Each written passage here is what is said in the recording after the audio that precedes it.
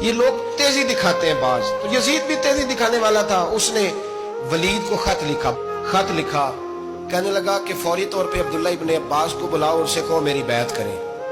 یہ جو بیعت ہوتی تھی نا، یہ بھی سن لے کیا ہوتی تھی. یہ بیعت حلف ہوتا تھا. حلف کہ میں اللہ رسول کے نام پہ حلف دیتا ہوں کہ میں یزید کی اطاعت کروں گا، میں اس کے خلاف کوئی بغاوت نہیں کروں گا. یہ بیعت لوگ سمجھتے ہیں کہ بس ہاتھ پکڑنے کا نام بیعت تھا. اس بیعت کا متبادل جمہوری ملکوں کے اندر ووٹ آیا ہے، اس کا متبادل لفظ.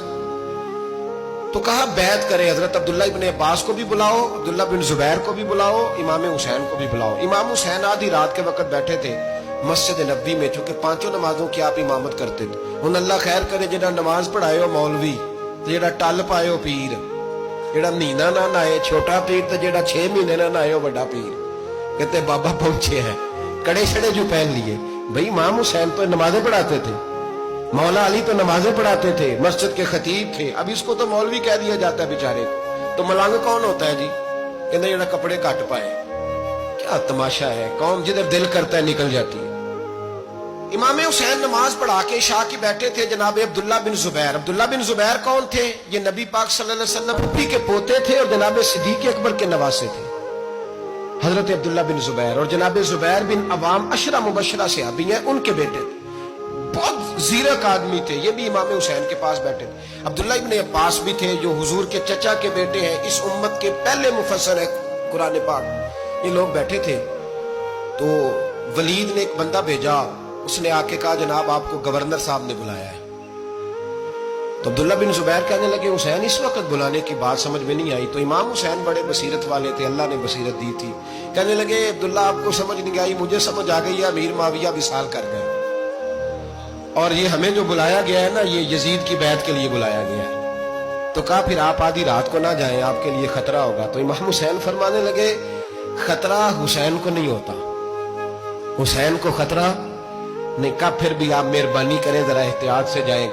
تو جناب عبداللہ ابن زبیر نے، عبداللہ ابن عباس نے 14 بندے نیزے دے کے، تلواریں دے کے امام حسین کے ساتھ بھیجے اور کہا کہ امام حسین اگر اس نے کوئی غلط ملت بات کی نا، زبردستی بیعت کرنے کا کہا، تو آپ بس کوئی ایک بات اونچی آواز میں کر دینا، یہ سپاہی پیچھے آ جائیں گے. امام حسین ان 14 بندوں کو لے کے گورنر ہاؤس پہنچ گئے. جب آپ وہاں پہنچے اس نے بتایا، اس نے کہا جی حضرت امیر معاویہ انتقال کر گئے اور آپ نے یزید کی بیعت کرنی ہے. تو امام حسین فرمانے لگے میں چھپ کے بیعت نہیں کروں گا. مجمع لگاؤ، جمعے والے دن اعلان کرو. جو طریقہ ہے حضرت ابوبکر صدیق کا، جو طریقہ ہے حضرت عمر فاروق کا، جو انداز حضرت عثمان غنی کا ہے، جو مولا علی کا ہے، سرے عام اعلان کرو. اگر ساری دنیا یزید کی بیعت کرے گی تو میں بھی تیار ہوں. تم مجھ سے بیعت لے کے پھر لوگوں کو بتانا چاہتے ہو کہ حسین بیعت ہو کر رہے ہیں، تو تم کیوں نہیں کر رہے؟ میں عام آدمی نہیں ہوں، لہذا چھپ کے بیعت نہیں کرتا. جب یہ بات کی نا تو ولید بڑا نرم دل تھا اور امام حسین کی شان کو جانتا تھا. وہ جانتا تھا یہ نبی پاک کا خاندان ہے. اس نے کہا جی مجھے تو حکم تھا، باقی آپ حضور کے نواز ہیں، میں کر کچھ. وہاں ایک بڑا بدبخت شخص بیٹھا تھا، عبد الملک بن مروان. وہ ولید سے کہنے لگا کہ اگر حسین آج تمہارے ہاتھ سے نکل گئے تو تمہارے لیے بہت بڑا مسئلہ کھڑا ہو جائے. انہیں جانے نہ دینا، یا بیعت کراؤ یا ان سے کہو جنگ کے لیے تیار ہو. تو امام حسین رضی اللہ تعالیٰ عنہ کے کانوں میں آواز گئی تو فرمانے لگے ابن مرجانہ، اگر تیرے اندر جرت ہے تو آ سامنے حسین کے، اس کے کانوں میں باتیں نہ کر، کانا پھوسی نہ کر، باہر آ میدان میں، شرارت نہ کر، باہر آ.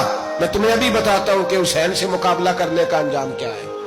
یہ کہہ کہ امام حسین باہر نکلے، اپنے بھائی محمد بن انفیہ کو بلایا، عبداللہ بن زبیر، عبداللہ ابن عباس، ڈھیر سارے لوگ اکٹھے ہو گئے. فرمایا یہ معاملہ ہے، اب کیا کرنا ہے؟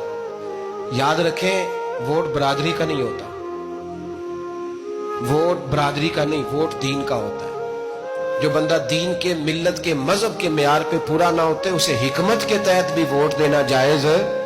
ہاں یہ بات سچی ہے تو بہرحال سچی ہے، یہ یاد رکھ لے. ہمارے ووٹ سے کوئی ایم این اے، ایم پی اے جتنے ظلم کرے گا، ووٹ دینے والا اس کے ظلم میں شریک ہوگا، بالکل 100%. یہ لکھ لیں بات. ہم اس وقت بڑی جلدی، پتہ نہیں ہمیں کیا مسئلہ ہو جاتا ہے، اتنا اتنی مصیبت انہیں نہیں بنی ہوتی، یہاں بنی ہوتی ہے. خدا کا خوف کرے.